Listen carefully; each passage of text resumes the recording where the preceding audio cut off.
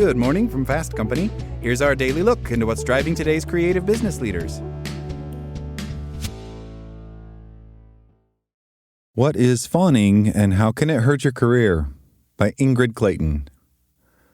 Fawning is a survival mechanism that develops in response to trauma, a fourth response alongside the better-known fight, flight, and freeze reactions. Psychotherapist Pete Walker defines fawning as a response to a threat by becoming more appealing to the threat. When we fawn, we mirror others' desires, suppress our own needs, and prioritize external validation to maintain safety. This isn't simply people-pleasing or codependency. It's a physiological trauma response that develops when fight or flight aren't viable options. Recognizing the signs. Are you fawning at work? For some fawners, it's hard to identify their fawning because they're just meeting expectations, and in that context, fawning looks an awful lot like success. We pursue these paths in part because success is safety. It's a shield. It brings us titles and money and all the things.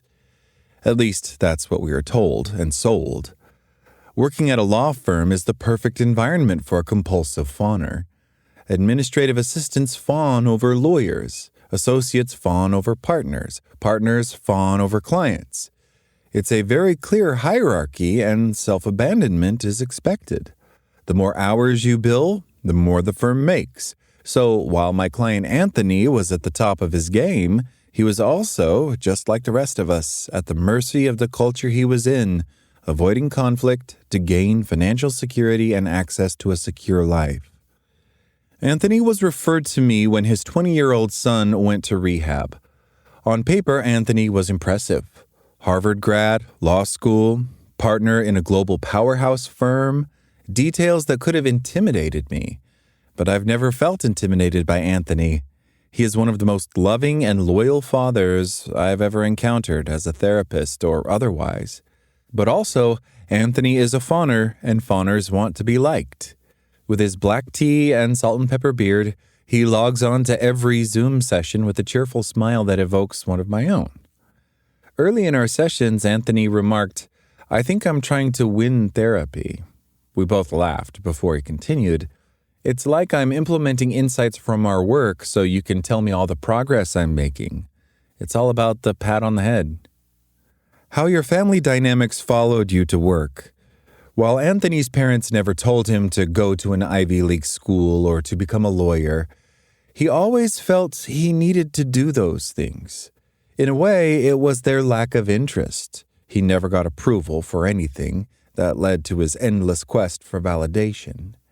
As the stakes for achievement kept getting higher, he thought, how can my parents deny me approval now? And yet, they did. Anytime I brought up his parents, he would defend them.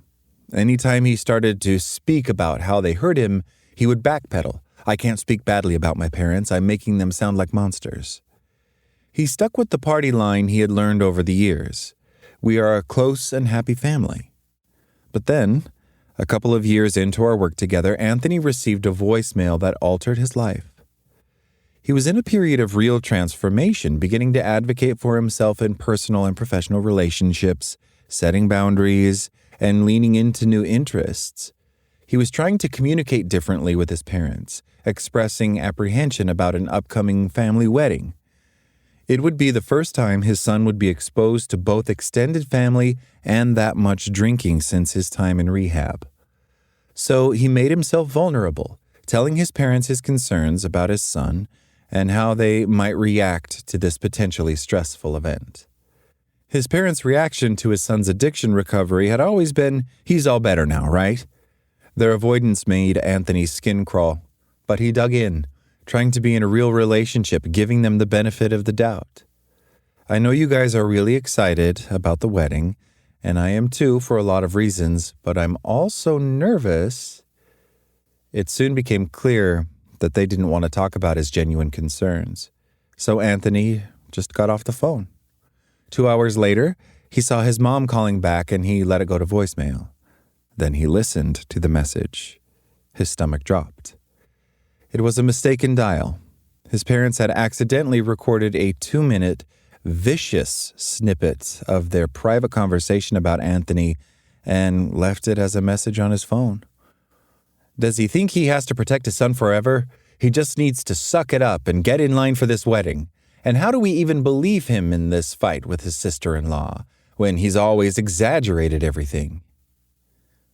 Unfawning and breaking the cycle. As Anthony shared what happened, I saw his devastation.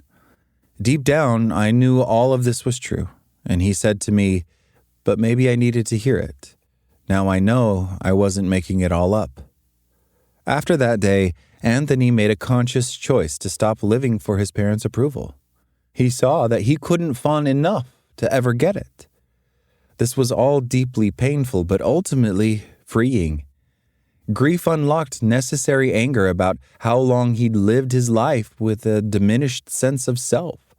And that anger led to change.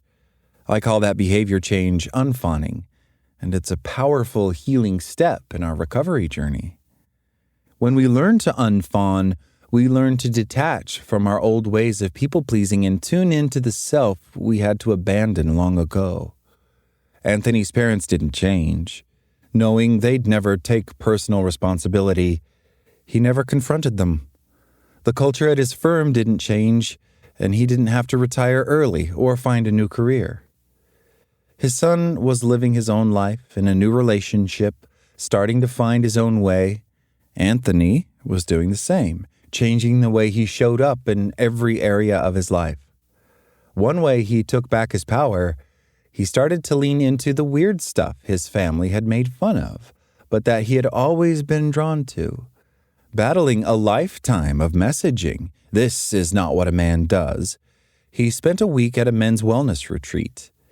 While some guys swapped the more vulnerable activities for golf and networking, Anthony immersed himself in all the taboos he'd avoided out of ridicule for 50 years. Anthony's life is a testament to what happens when we stop fawning.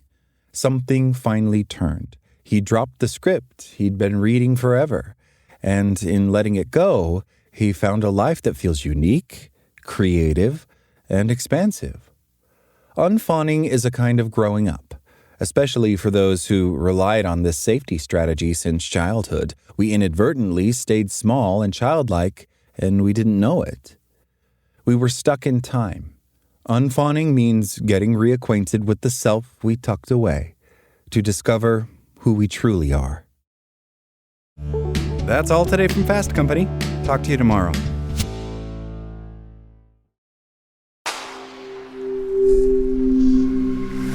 Spoken Layer.